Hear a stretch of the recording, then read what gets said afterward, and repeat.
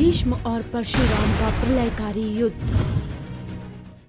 महाबली गंगा पुत्र भीष्म के ज्ञान और बल से तो आप सभी भली भांति परिचित होंगे।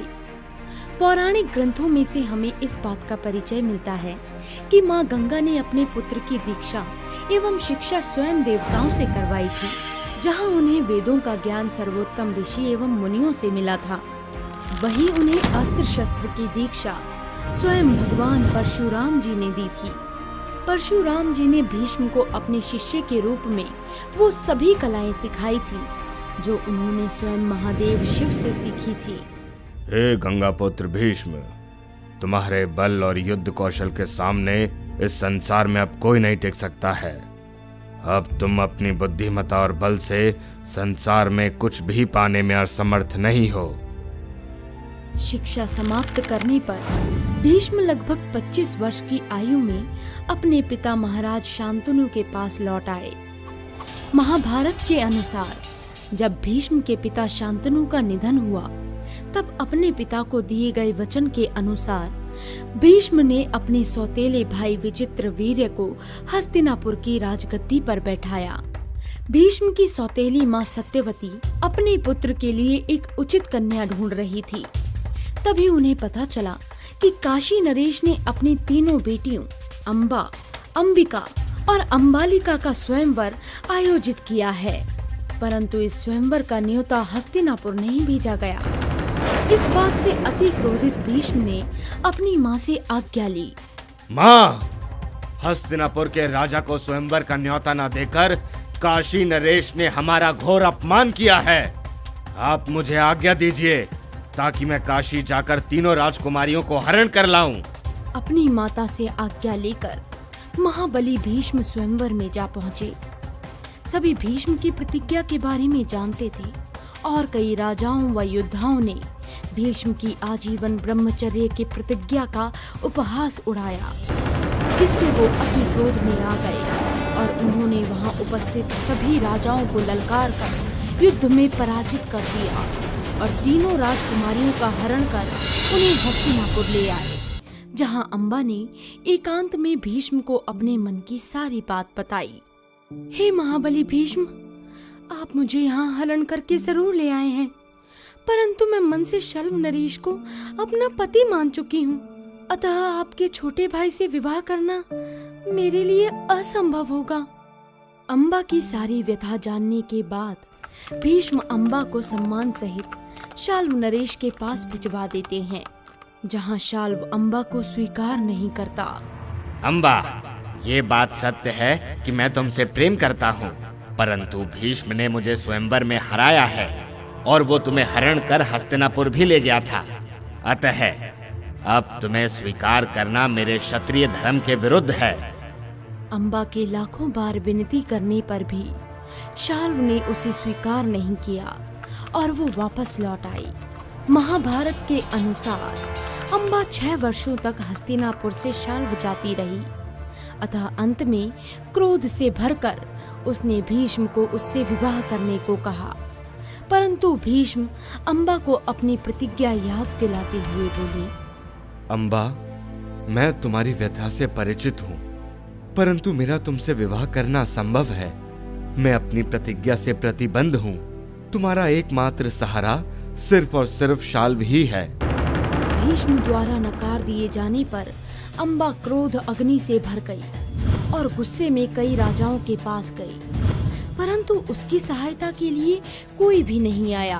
अंत में हार कर अंबा भगवान परशुराम के पास जा पहुंची और उनसे अपना प्रतिशोध लेने की गुहार लगाने लगी। हे विष्णु अवतार, मुझे न्याय दिलवाइए। कन्या, तुम कौन हो और तुम मुझसे किस तरह के न्याय की आशा रखती हो? परशुराम द्वारा पूछे जाने पर अंबा ने अब तक का सारा वृतांत उन्हें बता दिया, जिसे सुनकर परशुराम अति क्रोधित हो उठे। भीष्म मेरा शिष्य होकर इस तरह का नीच कार्य कर सकता है? ये गुरु के लिए अत्यंत दुखदाई है।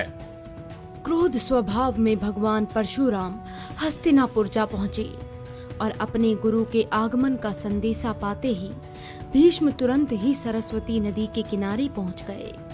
गुरुदेव, आपके यहाँ पधारने से मेरा मन अति प्रफुल्लित हो उठा है।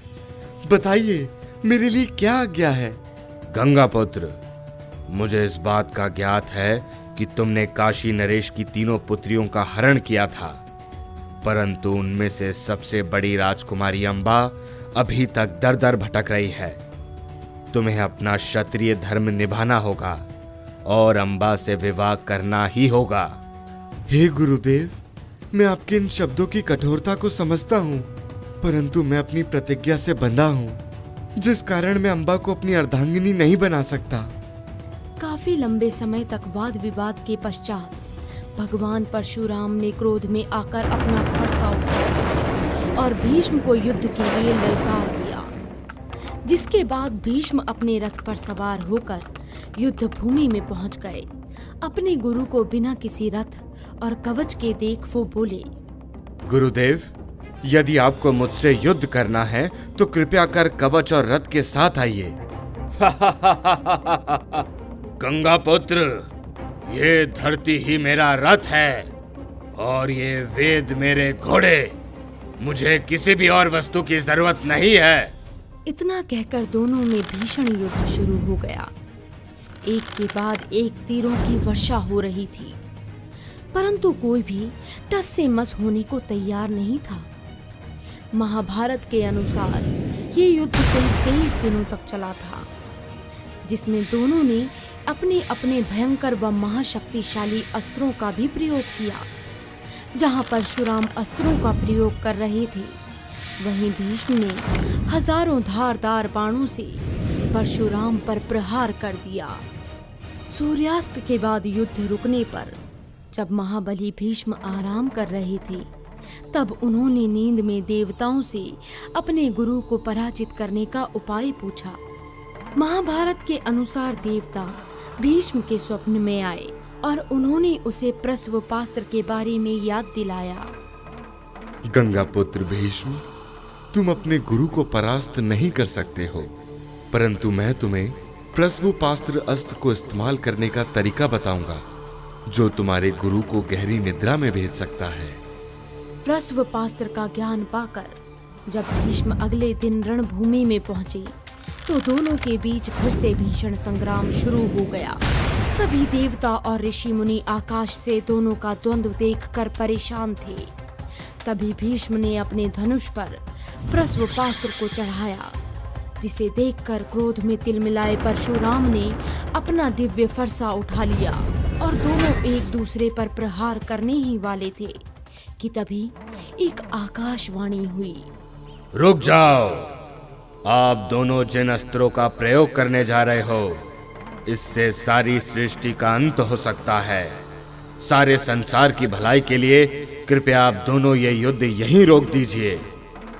भीष्म ये समझ चुके थे कि अपने गुरु पर इस अस्त्र का प्रयोग करना अनुचित होगा। वहीं दूसरी ओर भगवान परशुराम भी भीष्म की इच्छा मृत्यु के वरदान से परिचित थे, अतः दोनों ने उसी क्षण युद्ध को रोक दिया। जिसके पश्चात भगवान परशुराम अंबा के पास गए और बोले, पुत्री, मैंने अपना सारा बल लगाकर भीष्म से युद्ध किया है, परंतु मैं उसे हरा नहीं सका।